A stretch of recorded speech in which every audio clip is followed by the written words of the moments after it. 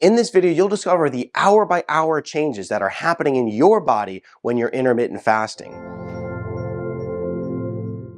Hey Wellness Warrior, I'm Dr. Zyrowski, and some surprising yet incredible changes occur every single hour when you're intermittent fasting. Your physiology is constantly changing. It's going to improve your health in the long run, but in the short term, it's going to change the way that you're feeling. You'll have highs and lows.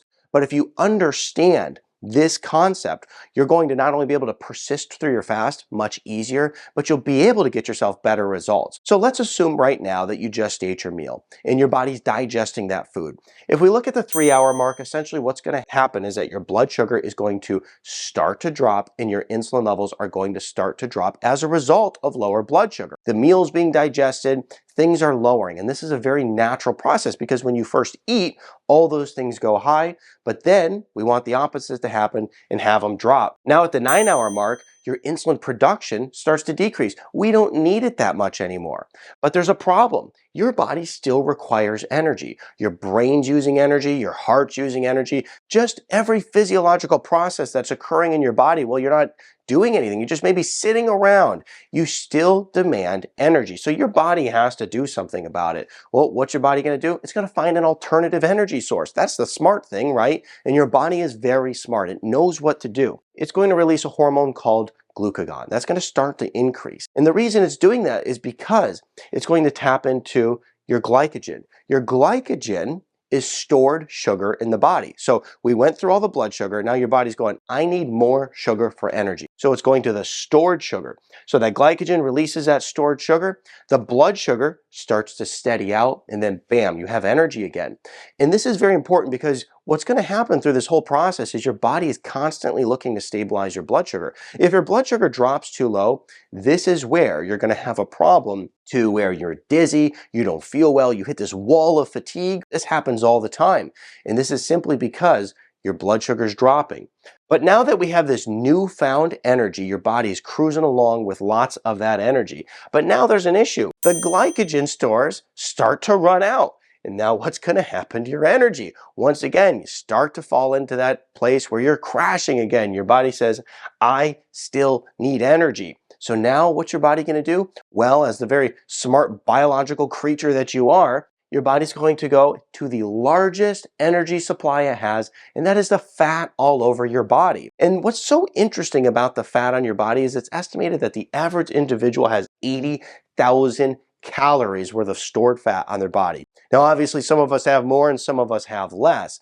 But the thing is if you have 80,000 calories on a 2,000 calorie a day diet, you could technically fast for 40 days. And this is what's really interesting is a lot of people you'll hear say, well, you know, fasting isn't really good for you. It's not good for your body. And where are you going to get energy from? Oh, your body has energy, trust me. And that's what's so cool about your body. Your body prepares for times of famine when you're feasting. So you eat too much food, it stores it as fat. Now, many of us don't really like that very much, but the reality is genetically we're designed to go through periods of fasting. Now your body starts burning that fat for energy and you're happy, right? Now you're going to lean up a lot and become healthier as you have lesser amounts of fat on your body. And then something is released. It's called ketones, which is a byproduct of fat metabolism. These ketones are very healing for the body, but also they're very important as an energy supply for your vital organs. So your body, once again, knows, hey, we have to protect vital organs, your brain, your heart, those different organ systems need energy, so we're releasing ketones, right?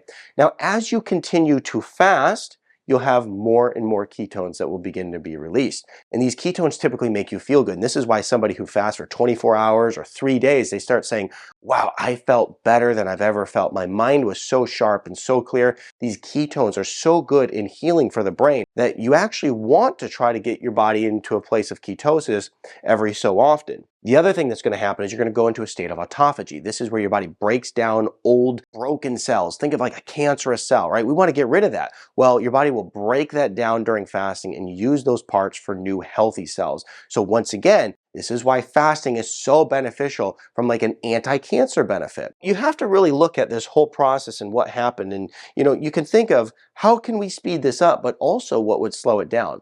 Well, let's start with what would slow it down.